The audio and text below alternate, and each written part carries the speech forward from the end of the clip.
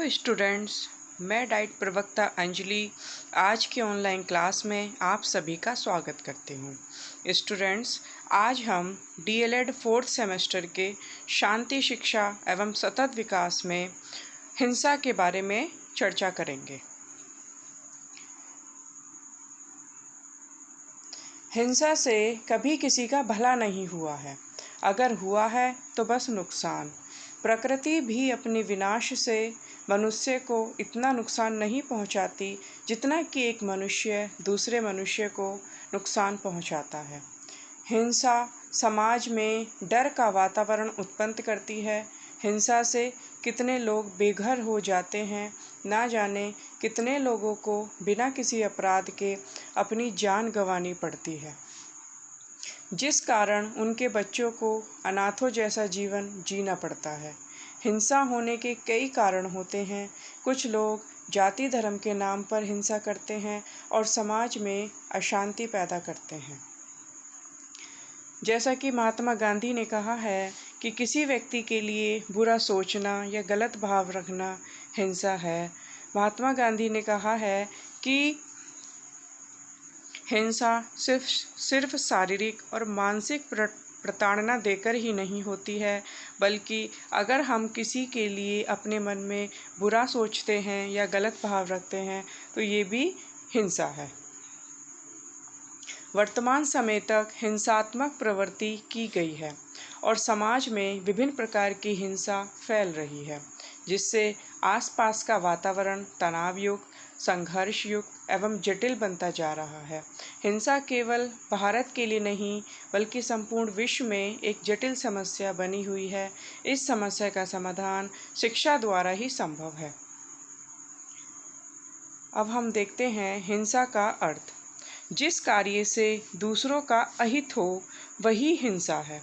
आमतौर पर शारीरिक प्रताड़ना यानी कि मारपीट, जान से मारना, किसी को मानसिक दुख देना, किसी पर क्रोध करना, यह सब हिंसा के ही रूप हैं।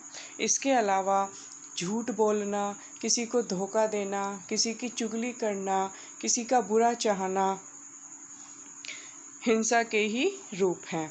क्रोध, लोभ, अति संग्रह करने की इच्छा, स्पर्धा, अंधविश्वास आदि मानवीय अवगुण हिंसा को बढ़ावा देते हैं। ऐसे अवगुणों से प्रेरित होकर मनुष्य संप्रदाय, स्वाभिमान में अधिकार प्राप्ति के नाम पर दंगे करते हैं और समाज में शांति की उपस्थिति में बाधा डालते हैं। अब हम देखेंगे हिंसा के कार्य। हिंसा क्या कार्य करती है? तो हिंसा मानसिक पीड़ा देने का कार्य करती है। नेक्स्ट, हिंसा अप्रत्यक्ष रूप से बेरोजगारी को बढ़ाने का कार्य करती है। नेक्स्ट, हिंसा शारीरिक पीड़ा देने का कार्य करती है। हिंसा लोगों में आक्रोश एवं प्रतिशोध की भावना को जागृत करने का कार्य करती है। हिंसा युवा वर्ग के लोगों को पथ भ्रमित करती है। हिंसा विश्व की अर्थव्यवस्था को कमज़ोर बनाने का कार्य करती है। हिंसा भाईचारे को समाप्त करती है। हिंसा मानवीय मूल्यों को भी समाप्त करती है। अब हम देखेंगे हिंसा के प्रकार। हिंसा के 5 प्रकार हैं। नंबर 1 मौखिक हिंसा, नंबर 2 मनोवैज्ञानिक हिंसा, नंबर 3 शारीरिक हिंसा, नंबर 4 ढांचागत हिंसा और नंबर 5 लोकप्रिय संस्कृति में अश्लीलता। सबसे पहले हम देखेंगे मौखिक हिंसा। तो जब कोई व्यक्ति मुख से बोलकर किसी अन्य व्यक्ति को पीड़ा पहुंचाता है तो इसे मौखिक हिंसा कहते हैं। इसके अंतर्गत गाली देना, जातिगत शब्दों का प्रयोग करना, धमकी देना और आज्ञा का पालन ना करना, ये सभी मौखिक हिंसा के अंतर्गत आते हैं। फिर आता है मनोवैज्ञानिक हिंसा। मनोवैज्ञानिक हिंसा के अंतर्गत व्यक्ति को मानसिक रूप से आघात पहुंचाया जाता है, जैसे किसी कर्मचारी से ज़्यादा घंटे कार्य करवाना, किसी व्यक्ति को नीचा दिखाना, सबके सामने डांटना आदि क्रियाएं व्यक्ति को मानसिक रूप से परेशान करती हैं, जिसके लिए व्यक्ति आत्महत्या करने के लिए प्रेरित होता है। फिर आता है शारीरिक हिंसा। किसी प्राणी को शारीरिक क्षति पहुंचाना, शारीरिक कष्ट देना शारीरिक हिंसा कहलाता है। इसके अंतर्गत व्यक्ति से अधिक काम लेना, शारीरिक चोट पहुंचाना, शारीरिक दंड देना आदि आते हैं। फिर आता है ढांचागत हिंसा। इसके अंतर्गत जब किसी सामाजिक ढांचे द्वारा किसी व्यक्ति समूह के हितों की क्षति होती है तो इसे ढांचागत हिंसा की श्रेणी में रखते हैं। इसके अंतर्गत आतंकवादी गतिविधियां, रूढ़िवादी परंपराएं, सामाजिक संरचना आदि आते हैं। फिर आता है लोकप्रिय संस्कृति में अश्लीलता। लोकप्रिय संस्कृति में अश्लीलता के से आशय भारतीय एवं पाश्चात्य दोनों संस्कृतियों से है। भारत में भारतीय संस्कृति के साथ साथ पाश्चात्य संस्कृति भी लोकप्रिय हो चुकी है। भारतीय संस्कृति के लोकगीतों में अश्लील शब्दों का प्रयोग किया जाता है। इसके अंतर्गत नृत्य, मूर्तिकला, परंपराएं, नाटक आदि आते हैं। इसके अंतर्गत अश्लीलता के दर्शन होते हैं। अब हम देखते हैं हिंसा के प्रभाव। हिंसा का मानव जीवन पर क्या प्रभाव पड़ता है। तो सबसे पहले आता है जीवन का विनाश। फिर आता है सामाजिक असंतुलन। नंबर 3 युद्ध की स्थिति। नंबर 4 भेदभाव की स्थिति। नंबर 5 धन की हानि। नंबर 6 असंतोष का वातावरण। तो सबसे पहले हम बात करेंगे जीवन का विनाश। हिंसा के द्वारा मानव का जीवन नष्ट हो जाता है। हिंसा जीवन को विनाश की ओर ले जाती है। जीवन का विनाश इस संसार की सबसे बड़ी हानि है, क्योंकि मानव जीवन पुनः प्राप्त नहीं होता है। फिर आता है सामाजिक असंतुलन। हिंसा के द्वारा सामाजिक असंतुलन होता है। जिस समाज का हिंसात्मक वातावरण होता है, वहाँ व्यक्ति अपने विचारों को प्रकट करने से डरते हैं। फिर आता है युद्ध की स्थिति। हिंसा के द्वारा समाज में युद्ध की स्थिति उत्पन्न हो जाती है।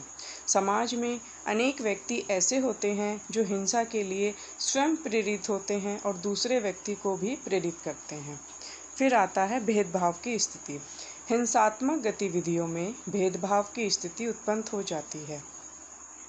भेदभाव की स्थिति उत्पन्न हो जाती है। जिन व्यक्तियों को समाज में उच्च स्थान प्राप्त होता है, वह कमज़ोर व्यक्तियों पर अत्याचार करते हैं।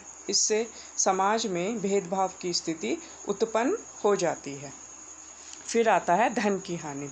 हिंसात्मक गतिविधियों के विविध स्वरूप देखने को मिलते हैं। व्यक्ति के समूह एकत्रित होकर अपनी मांगें पूरी करवाने की जिद करते हैं।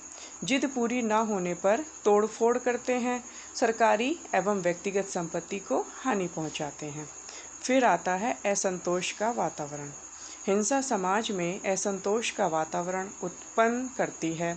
समाज में हर तरफ असंतोष का वातावरण रहता है। अब हम बात करेंगे घरेलू हिंसा पर।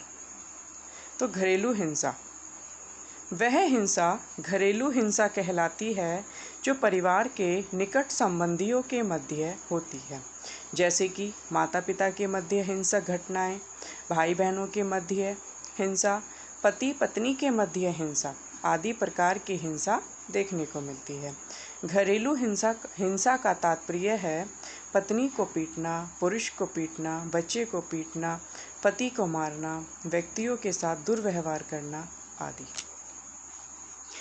घरेलू हिंसा के निम्न प्रकार हैं, जिसमें सबसे पहले आता है यौन हिंसा, फिर आता है शारीरिक हिंसा, मनोवैज्ञानिक हिंसा, मादा भ्रूण हत्या और धोखाधड़ी।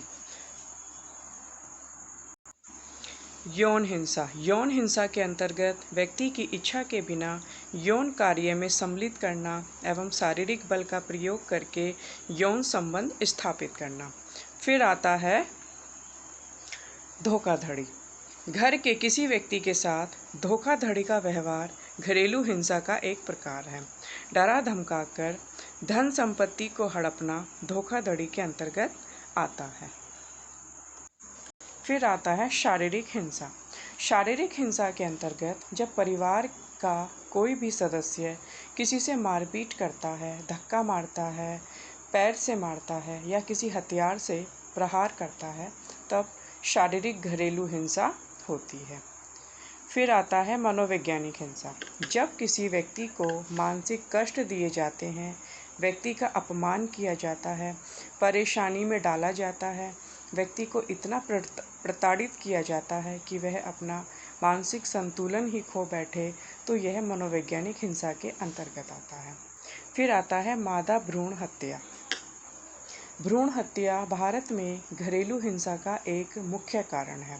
भारत पुरुष प्रधान देश है, जहां लड़के को ज़्यादा महत्व दिया जाता है। जन्म से पहले ही गर्भ में पुत्री होने का अंदेशा होने पर उसको गर्भ में ही नष्ट करने की योजना बनाई जाती है। यह मादा भ्रूण हत्या कहलाती है। धन्यवाद।